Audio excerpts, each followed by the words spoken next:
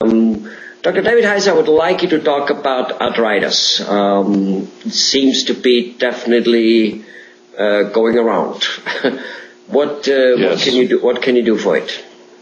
Well, there's several different kinds of arthritis. Actually, there's quite a few different kinds of arthritis. The most common one we think of with arthritis, of course, is rheumatoid arthritis. And there are some new drugs that work really well for that. We've had some really good results with patients in my practice. And that's kind of the arthritis comes in a lot of different forms, even rheumatoid arthritis. Some people have a bout here and there and then it's gone.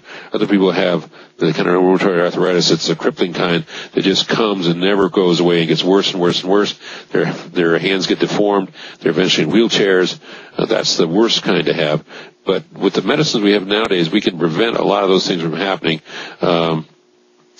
by taking these biologicals, medications. Most of them are injectable, but you can give them to yourself at home. It's pretty easy to do, and they actually stop the progression of the disease, which is what we're trying to aim for. Now, these people still have pain with it usually, but the pain becomes much more tolerable, and they can function much better. They don't have the severe morning stiffness that they have with rheumatoid arthritis, and so there's lots of new options for that treatment. A lot of people have what we call osteoarthritis, and that's really from trauma, from working hard all your life, and from having a lot of wear and tear on your joints. Those people actually, the drug of choice for that is Tylenol or acetaminophen, and a lot of those people have really good results from that.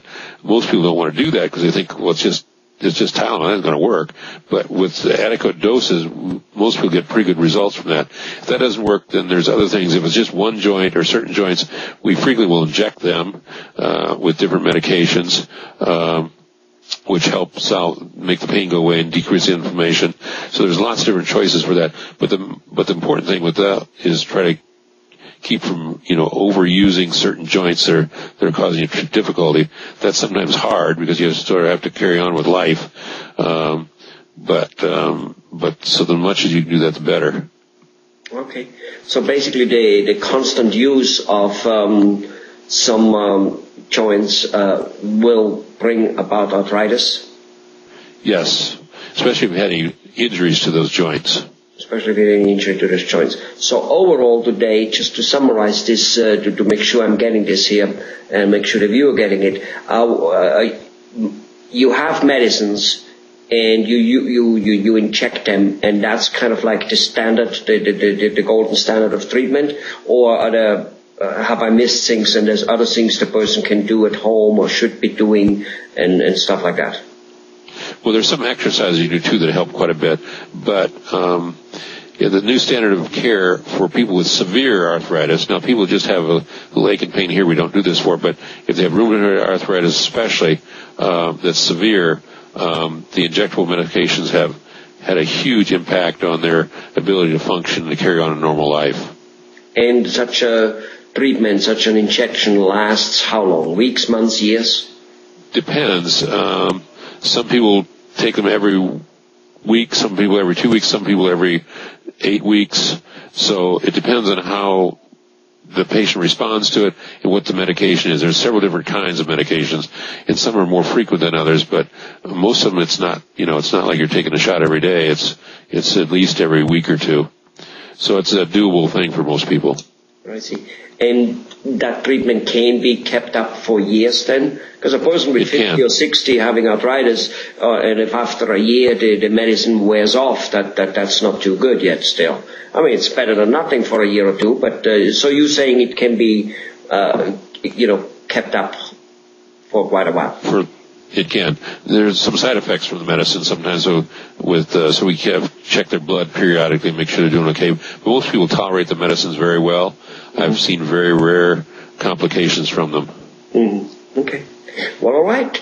Here you have it. So basically, going to a doctor, getting the new type of, and I don't know how new, but relatively new, the most modern treatment, the pain, because that's what it's all about. I mean, you can't lift a coffee cup, and maybe you can lift a coffee cup, but you can't lift your grandson, and that can be frustrating, I assume. You know what I mean? Stiffness in the morning, stiffness throughout the day.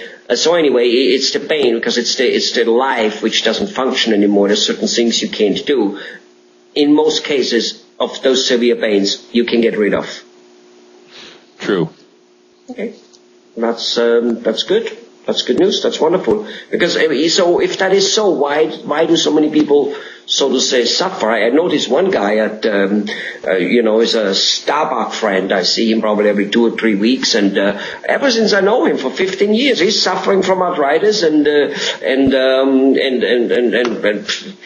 he's just keeping suffering. He just doesn't. I don't know. Maybe he doesn't go to a doctor. What do I know? But the point is, he has always pain. Well, he should go to a doctor and find out what kind of arthritis he has.